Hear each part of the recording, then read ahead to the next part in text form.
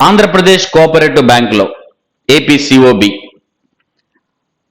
Scale 1 officers, office assistants పోస్టుల కోసం notification release అయింది.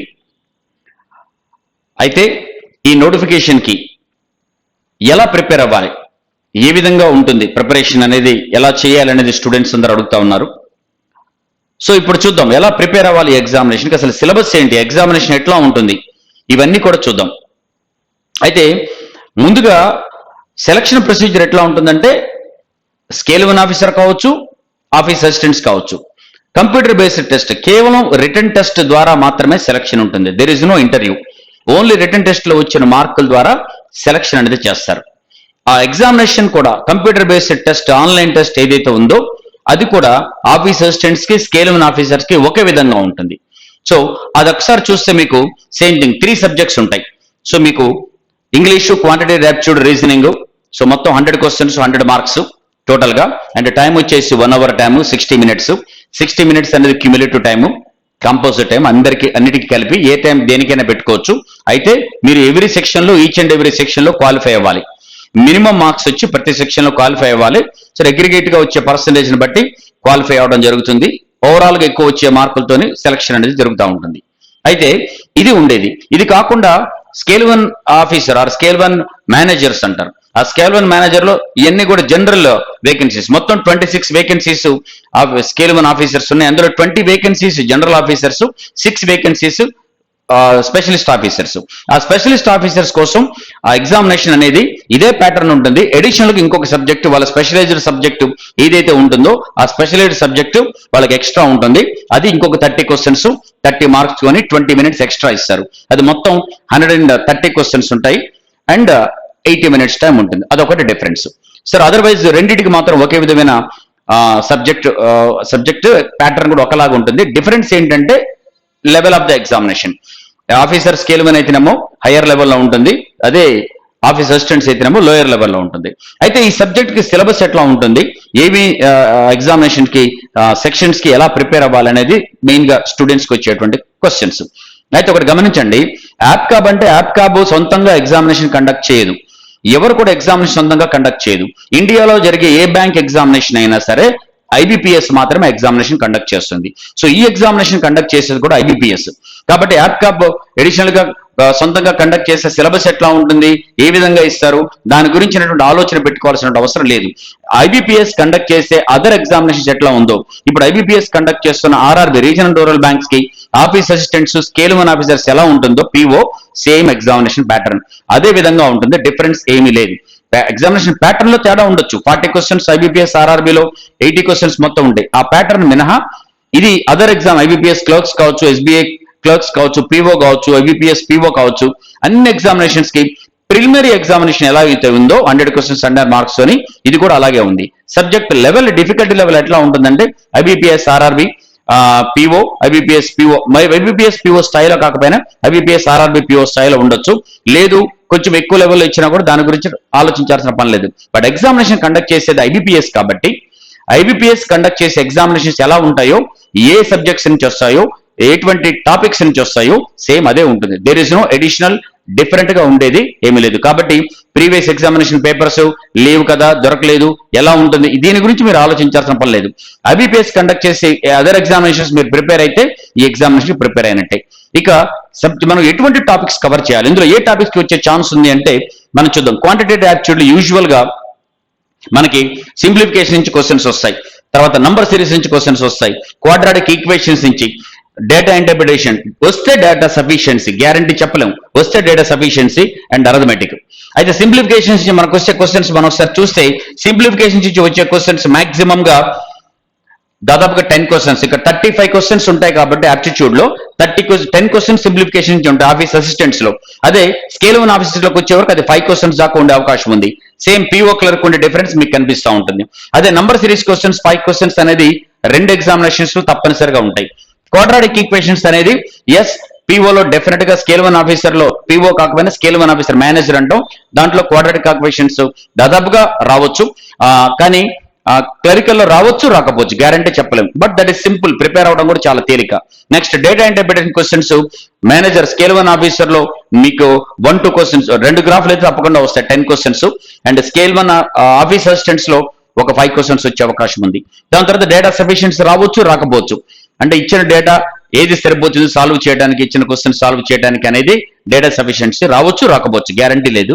బట్ అర్థమెటిక్ క్వశ్చన్స్ అనేది మిగిలిన 10 క్వశ్చన్స్ వచ్చే అవకాశం. దాదాపుగా ఆఫీస్ అసిస్టెంట్స్ కావచ్చు, స్కేల్ 1 ఆఫీసర్స్ కావచ్చు, మీకు దాదాపు 10 క్వశ్చన్స్ అర్థమెటిక్ నుంచి వస్తాయి.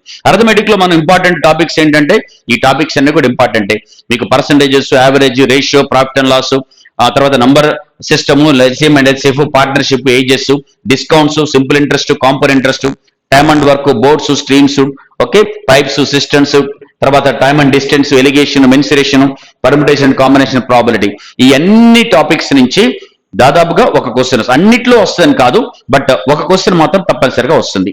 ఓకే సార్, ఒక టాపిక్ రావచ్చు, ఒక టాపిక్ రాకపోవచ్చు, కానీ మస్ట్ ఏది వస్తుంది ఏది రాదు, ఏది ఇంపార్టెంట్ ఏది కాదు అనేది ఉండదు. అన్నిటి నుంచి మీకు అన్ని ఇంపార్టెంట్ టాపిక్సే. మీకు యాప్టిట్యూడ్ లో మీరు కవర్ చేసుకోవాల్సింది ఇదే ఒక యాప్కాపే కాకుండా ఏ ఎగ్జామినేషన్, ఏ బ్యాంక్ ఎగ్జామినేషన్ మీరు కవర్ చేయాల్సిందే. బట్ స్పెసిఫిక్ గా మన యాప్కాప్ గురించి చెప్తున్నాం. ఇక రీజనింగ్ లో ఎట్లా ఉంటుందంటే, రీజనింగ్ లో వచ్చే క్వశ్చన్స్, సీడింగ్ అరేంజ్మెంట్, పజిల్స్, ఎక్కువ క్వశ్చన్స్ వస్తాయి. మనకు ఆల్రెడీ తెలుసు, ఐబీపీఎస్ కండక్ట్ చేసి ఏ ఎగ్జామినేషన్ అయినా సరే సీడింగ్ అరేంజ్మెంట్, పజిల్స్ నుంచి చాలా ఎక్కువ క్వశ్చన్స్ వస్తాయి. యూ కెన్ ఎక్స్పెక్ట్ 15 నుంచి 20 దాకా 2 ఎగ్జామినేషన్స్ లో మీరు ఎక్స్పెక్ట్ చేసుకోవచ్చు. తర్వాత coding, decoding, blood relations, coded inequalities, directions, inequalities, coded inequalities, ఒక కోడెడ్ ఇన్ఈక్వాలిటీసే కాదు ఇన్ఈక్వాలిటీస్ కూడా ఉంది, మర్చిపోద్ది. తర్వాత సిలాగిజం, ఆల్ఫా న్యూమరిక్ సిరీస్ ఒకటి. దాని తర్వాత జనరల్ గా input output, data sufficiency, logical reasoning, ఈ 3 టాపిక్స్ మెయిన్స్ లో ఎప్పుడైనా వచ్చే అవకాశం ఉంటుంది. ఒకవేళ ఆ మేనేజర్ స్కేల్ 1 లో ఇన్పుట్ అవుట్పుట్ వచ్చే ఛాన్స్ ఉండొచ్చు, డేటా సఫిషియన్సీ వచ్చే ఛాన్స్ ఉండొచ్చు. లాజికల్ రీజనింగ్ మాత్రం 90% వచ్చే అవకాశం లేదు. లాజికల్ రీజనింగ్ అంటే statement based questions, statements assumptions, statements conclusions, statements course of actions, ఇలాంటివి దాదాపుగా రావు, కాబట్టి ఇది అవసరం లేదు. డేటా సఫిషియన్సీ, ఇన్పుట్ అవుట్పుట్ వచ్చే అవకాశం స్కేల్ 1 ఆఫీసర్ లో ఉండొచ్చు. బట్ మిగిలిన అన్ని కూడా మీకు తప్పనిసరిగా మీకు ఎగ్జామినేషన్ లో వచ్చేటటువంటి టాపిక్స్. సో ఈ టాపిక్స్ అన్ని కూడా మీరు రీజనింగ్ లో కవర్ చేసుకోవాల్సి ఉంటుంది. దాని తర్వాత ఇంగ్లీష్కి వస్తే బేసికల్ గా ఇంగ్లీష్ లో వచ్చే questions reading comprehension, vocabulary, grammar based questions. దాదాపుగా 7 నుంచి 10 క్వశ్చన్స్ దాకా రీడింగ్ కాంప్రహెన్షన్ రావచ్చు. దాని తర్వాత క్లోజ్ టెస్ట్ వస్తుంది. వొకాబులరీ అంటే రీడింగ్ కాంప్రహెన్షన్ లోనే ఇచ్చే ప్యాసేజ్ నుంచి కొన్ని సినానిమ్స్, యాంటానిమ్స్ అడుగుతారు మీరు. బట్ మిగిలినవన్నీ కూడా మీరు గ్రామర్ బేస్ లో వచ్చే క్వశ్చన్స్. మీరు రీడింగ్ కాంప్రహెన్షన్ నుంచి క్లోజ్ టెస్ట్, దీని వరకు దాదాపుగా 15 క్వశ్చన్స్ ఈ రెండిట్లోనే కవర్ అవుతాయి. మిగిలిన 15 క్వశ్చన్స్ అనేది మిగిలిన వాటిలో కవర్ అవుతాయి. మిగిలిన వాటిలో అంటే ఇవన్నీ కూడా గ్రామర్ బేస్డ్ క్వశ్చన్స్. మీరు స్పాటింగ్ ఎర్రర్స్ తీసుకోవచ్చు, పారాజంబుల్ తీసుకోవచ్చు, కరెక్షన్ ఆఫ్ సెంటెన్సెస్ తీసుకోవచ్చు, లేకపోతే rearrangement of sentences, filling the blanks. నేను కొన్ని ఎగ్జాంపుల్స్ ఇచ్చాను, కొన్ని డిఫరెంట్ టైప్ లో కూడా వాడు క్వశ్చన్స్ అడిగే అవకాశం ఉంది. మీకు దీనికి బెస్ట్ రీజనింగ్ మీరు చేయాల్సిన పని ఏంటంటే, ఏ బ్యాంక్ ఎగ్జామినేషన్, ప్రిలిమినరీ ఎగ్జామినేషన్ లో ఇంగ్లీష్ పేపర్ తీసుకొని సాల్వ్ చేయండి. Similar, there is no difference at all. అంటే క్వశ్చన్స్ ఎలా అడుగుతున్నారు అనేది మీకు అర్థమవుతుంది. మీరు ఫస్ట్ టైం ఎగ్జామినేషన్ రాస్తుంటే మీకు తెలుస్తుంది ఎలా ఉన్నాయి క్వశ్చన్స్. గ్రామర్ బేస్డ్ అంటే క్వశ్చన్స్ ఎట్లా ఉంటాయి అనేది మీకు ఒకటి అర్థమవుతుంది. ఇది మీరు చూసుకోవాల్సినటువంటి టాపిక్స్. గ్రామర్ కొంచెం చూసుకుంటే ఇవన్నీ మీకు అర్థమైపోతూ ఉంటుంది ఎక్కువగా. అలాగే రీడింగ్ కాంప్రహెన్షన్ అనేది మీరు ఎక్కువగా ఫాస్ట్ గా చదివి అర్థం చేసుకునేది ప్రాక్టీస్ బాగా చేయాల్సి ఉంటుంది. ఇది మీరు చేయాల్సింది. సో ఇది మనకి ఎగ్జామినేషన్ క్వశ్చన్స్ రావడానికి ఉండేటువంటి టాపిక్స్. మరి ఎట్లా ప్రిపేర్ అవుతాం మనకంటే, ఎగ్జామినేషన్ మనకి సెప్టెంబర్ 1st వీక్ లో ఉంటుంది. అంటే మనకి ఆల్మోస్ట్ గా ఒక 1.5 month టైం ఇప్పటి నుంచి ఉండే అవకాశం ఉంటుంది. ఒక 40-45 days టైం దొరుకుతుంది మీకు. మీరు మొదటిసారి ఎగ్జామినేషన్ రాస్తూ ఉంటే మాత్రం ముందు ఈ టాపిక్స్ అన్ని కవర్ చేసుకోండి. అండ్ ఈ టాపిక్స్ అన్ని కవర్ చేసుకోవాలంటే మీకు అన్నిటికీ పెద్ద టైం పట్టదు. మీకు చూడండి, మాక్సిమం గా ఎక్కువ క్వశ్చన్స్ వస్తున్నటువంటి టాపిక్స్ ని ముందుగా కవర్ చేసేసుకోండి. ఫర్ ఎగ్జాంపుల్ యాప్టిట్యూడ్ తీసుకుంటే సింప్లిఫికేషన్స్ 10 క్వశ్చన్స్ మస్ట్. 10 క్వశ్చన్స్ మీకు చేసుకోవడానికి పెద్ద టైం ఏం పడుతుందో, క్యాలిక్యులేషన్స్ అవి ఫాస్ట్ గా చేస్తే సింప్లిఫికేషన్ చేస్తారు. నంబర్ సిరీస్ అనేది కొంచెం చూసుకోండి, 5 క్వశ్చన్స్ మస్ట్. నంబర్ సిరీస్ చూసుకోండి, ఆర్డర్ లో ఎలా ఉన్నాయి నంబర్స్ అనేది ఆర్డర్ తెలుసుకోవడం అనేది ప్రాక్టీస్ చేస్తే ఒక 30 మోడల్స్ ఎక్కువగా ఎగ్జామినేషన్ లో వస్తుంటాయి. ఆ మోడల్స్ మీరు ప్రాక్టీస్ చేస్తే అది అయిపోతుంది. క్వాడ్రాటిక్ ఈక్వేషన్స్ ఒక 1 hour కూర్చుంటే 5 క్వశ్చన్స్ సాల్వ్ చేసేయచ్చు. Technique, you watch all my videos also. వీటి మీద 5 minutes ఒక 1 hour కూర్చోండి మాక్సిమం, అంతే. మీకు ఎలా సాల్వ్ చేయాలో అర్థమవుతుంది. కొంచెం ప్రాక్టీస్ చేస్తే 1 day లో మీరు క్వాడ్రాటిక్ ఈక్వేషన్ లో 5 క్వశ్చన్స్ ఈజీగా ఫాస్ట్ గా 1 minute లో సాల్వ్ చేసే అవకాశం మీకు కలుగుతుంది. ఇదంతా అలాగే డేటా ఇంటర్ప్రిటేషన్ చేసుకోవాలంటే పర్సంటేజెస్, రేషియోస్, క్యాలిక్యులేషన్స్, తర్వాత యావరేజ్, ఇది ఒకటి చూసుకుంటే డేటా ఇంటర్ప్రిటేషన్ బాగా చేస్తారు. అంటే మాక్సిమం గా క్వశ్చన్స్ వచ్చేటటువంటి ఇది తీసుకోండి, 10 questions, 5 ఇది ఆల్మోస్ట్ 5 to 10 questions. అంటే దీంట్లో ఒక 20-25 questions అనేది మీకు కేవలం ఈ టాపిక్స్ నుంచే వస్తాయి. దానికి 35లో 20-25 వీటి నుంచే వస్తాయి. కాబట్టి వీటన్నిటిని ప్రిపేర్ అవడానికి కూడా మీకు 5-6 రోజులు, అట్ ద మోస్ట్ 1 week చాలు. అంటే 1 week ప్రిపరేషన్ లో మాక్సిమం గా కవర్ చేస్తారు. మీరు దాని తర్వాత ఇండివిజువల్ అర్థమెటిక్ టాపిక్స్ కవర్ చేసుకోండి. ఒక్కొక్క టాపిక్ ఇండివిజువల్ గా కవర్ చేసుకుంటండి. బట్ ముందు మీరు ఇది కంప్లీట్ చేసేసుకోండి, 1 week లోనే అయిపోవాలి. దాని తర్వాత ఎక్కువ క్వశ్చన్స్ వచ్చే వాటిలో రీజనింగ్ లో సీడింగ్ అరేంజ్మెంట్, పజిల్స్, తర్వాత inequalities, coded inequalities, coding, decoding, blood relations, direction, ఇవన్నీ ఇంపార్టెంటే. బట్ ఎక్కువ క్వశ్చన్స్ మనకు దాదాపు 20 questions ఆ రెండింటి నుంచి ఉంటాయి. ముందు అది కంప్లీట్ చేసుకోండి. దాని తర్వాత ఇన్ఈక్వాలిటీస్ ఎక్కువ క్వశ్చన్స్ వస్తాయి. దాని తర్వాత కోడింగ్, డీకోడింగ్ వస్తాయి. బ్లడ్ రిలేషన్స్, డైరెక్షన్స్, సిలాగిజం, ఇది ఎక్కువగా వచ్చేటువంటిది. ఎక్కువ క్వశ్చన్స్ మీకు వీటి నుంచి వస్తాయి. ఆర్డర్ లో చేసుకుంటూ వస్తాయి. హార్డ్లీ ఒక 10 రోజుల్లో మీరు అన్ని కంప్లీట్ చేసుకుంటారు. ఎక్కువ మార్కులు వచ్చేది. మిస్లేనియస్ ఏదో కొన్ని ఉంటే అది పెద్దగా ఇది ఉండేది కాదు, కొంచెం తొందరగానే చేయగలుగుతారు. మీరు తరోగా నేర్చుకోవడానికి కూడా వీటన్నిటికి పెద్ద టైం ఏం పట్టదు. ఇంగ్లీష్ కోసం కొత్తగా మీరు నేర్చుకునేది ఏం లేదు, ఆల్రెడీ మీరు గ్రామర్ అంతా చేశారు స్కూల్లో. కాబట్టి ఇప్పుడు మీకు కావాల్సింది ఏంటంటే ఇంగ్లీష్ లో మీరు ఆ వచ్చే క్వశ్చన్స్ ఎలా చేయాలి అనేది మీకు తెలిసి ఉండాలి. అందుకోసం చెప్పాను, ప్రీవియస్ ఎగ్జామినేషన్ లో అడిగే క్వశ్చన్స్ అన్ని ప్రాక్టీస్ చేయండి. వీలైనని ఆ పేపర్స్ చేసుకుంటూ వెళ్ళిపోండి, మీరు ఫాస్ట్ గా చేస్తారు. ఇక్కడ మీకు ఇంగ్లీష్ లో మాట్లాడటం కాదు, ఇంగ్లీష్ లో మార్కులు రావడం కావాలి. కాబట్టి మీరు దాని గురించి టెన్షన్, నాకు ఇంగ్లీష్ వస్తుందా లేదా అన్న దాని గురించి టెన్షన్ కాకుండా మార్కులు ఎట్లా చేసుకోవాలనేది మీదనే కాన్సన్ట్రేట్ చేయాలి. కాబట్టి వీలైనన్ని పేపర్స్, వీళ్ళని ప్రీవియస్ పేపర్స్, మోడల్ పేపర్స్, అవే మోడల్స్ చేసుకుంటూ వెళ్ళిపోతే మీకు ఎలా సాల్వ్ చేయాలనేది మీకు ఈజీగా అర్థమైపోద్ది, పెద్దగా ఇబ్బంది పడదు. అండ్ అట్లాగే మీరు ఎగ్జామినేషన్ కూడా యాప్కాప్ కోసమే సపరేట్ గా పేపర్స్ గురించి ఆలోచించాల్సిన పని లేదు. ఎన్ని ప్రిలిమినరీ ఎగ్జామినేషన్ యాప్కాప్ సరిపోతుంది. IBPS clerks prelims, SBI clerks prelims, IBPS IBPS PO prelims, SBI PO prelims, ఇవన్నీ కూడా ప్రిలిమ్స్ పేపర్స్ అన్ని కూడా దీనికి పనికొస్తాయి. సో క్లరికల్ లెవెల్లో ఉండేది క్లరికల్కి, పిఓ లెవెల్లో ఉండేది పిఓకి పనికొస్తుంది, ఆఫీసర్ స్కేల్ వరకు పనికొస్తుంది. బట్ మీరు కొంచెం హైయర్ లెవెల్, నాకు తెలిసి అందరూ అప్లై చేసుకోవచ్చు. గ్రాడ్యుయేషన్ చేసుకున్న వాళ్ళు ఎవరైనా సరే అసిస్టెంట్స్, స్కేల్ 1 ఆఫీసర్స్ అప్లై చేసుకోవచ్చు. స్పెషలైజ్డ్ సబ్జెక్ట్ చదువుకున్న వాళ్ళు మాత్రమే స్పెషలిస్ట్ ఆఫీసర్ కూడా అప్లై చేసుకోవచ్చు. అంటే స్పెషలైజ్డ్ సబ్జెక్ట్ ఉన్న వాళ్ళకి 3 అప్లై చేసుకోవచ్చు. అది లేని వాళ్ళు రెండింటికి ఎలిజిబిలిటీ 2 అప్లై చేసుకోవచ్చు. 3 అన్ని అప్లై చేసుకోవచ్చు మీరు. కాబట్టి మీరు పిఓ లెవెల్లో, ఆఫీసర్ స్కేల్ 1 లెవెల్లోనే మీరు ప్రిపేర్ అయితే అసిస్టెంట్స్ ఈజ్ నథింగ్, చాలా ఈజీగా అయిపోతుంది. సో అలాగే ఎవ్రీడే మీరు ఒక టెస్ట్ రాయడం అనేది మస్ట్.